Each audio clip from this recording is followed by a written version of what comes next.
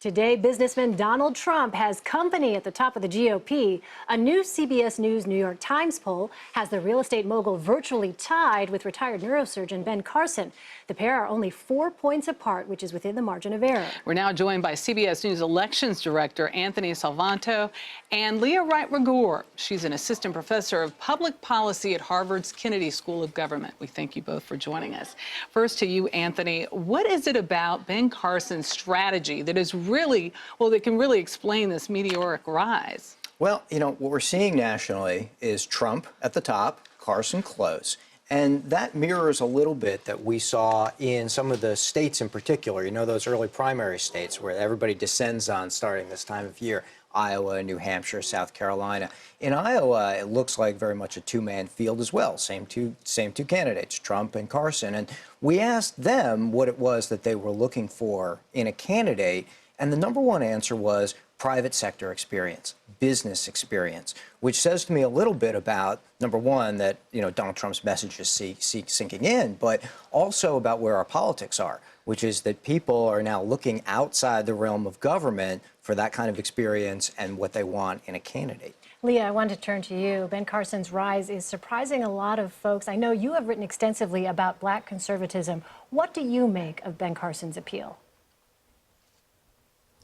Well, you know, I don't think it's that surprising when we think about who he's trying to, who he's trying to appeal to.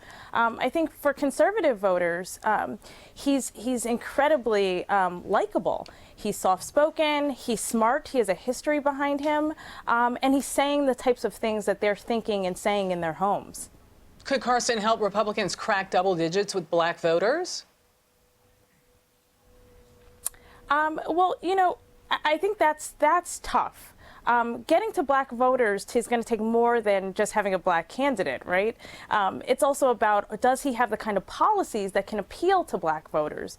And right now, he doesn't. Although there is a certain subset, I think, of African-American voters who do see some appeal in Ben Carson. And part of that is because they can identify with his conservatism. And Anthony, what have the numbers shown with respect to Ben Carson and who it is within the conservative realm that he seems to be appealing to?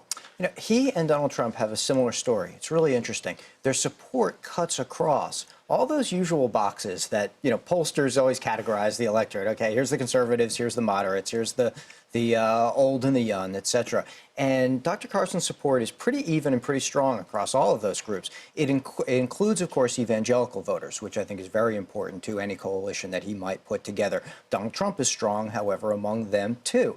And what I think all of that tells you is that this is attitudinal. It goes outside those little categories, and it speaks to this larger sense of, can we look outside of government for somebody with experience that they might bring to this process, a process that people are very frustrated with, frankly. We were talking a lot with Nancy Cordes about just all of the controversial comments that Donald Trump has made about many of the candidates, but in particular, he made some pretty strong comments that you know, about black people, about Mr. Carson. Leah, do you think that could alienate the black vote from the GOP? Absolutely. Absolutely. I think, you know, I like to tell people that the Republican Party is always going to be judged by its worst element, right, when it comes to black voters. And so right now, you know, we hear Donald Trump saying all of these kind of antagonistic things and saying, you know, things like, I know the blacks, or, you know, saying detrimental things or pejorative things about black voters. And absolutely, you know, that alienates black electorate. It also, I think, widens the gulf that's already there. African Americans in the Republican Party already have a hostile relationship. So Donald Trump is, I think, making it a little worse. Anthony, looking ahead to the debate, what is the strategy here for Donald Trump? You look at his numbers and where they've been. He's been in the lead, but now you've got Ben Carson right in your rearview mirror right there. How concerning might that be? Well, what you're going to see is, I think, is that Donald Trump is winning on that message right now of business experience. It's not just private sector. For him, it's more particular. It's business experience. It's deal making. I think he'll hear him talk a lot about that. But I also think that when we look at these debates, it's fun to pit the candidates against one another. They're jockeying for attention. They're looking to get in the right zinger, you know. But actually what really moves the needle when we watch these things play out is how well any given candidate connects with what the electorate is looking for. It's not always the zinger. It's not always the canned one-liner. And so I think that when you look at where that electorate is, where that Republican electorate is, a lot of them are frustrated conservatives. A lot of them want something outside government. It's who connects with that really than just jockeying for attention back and forth at the end of the day.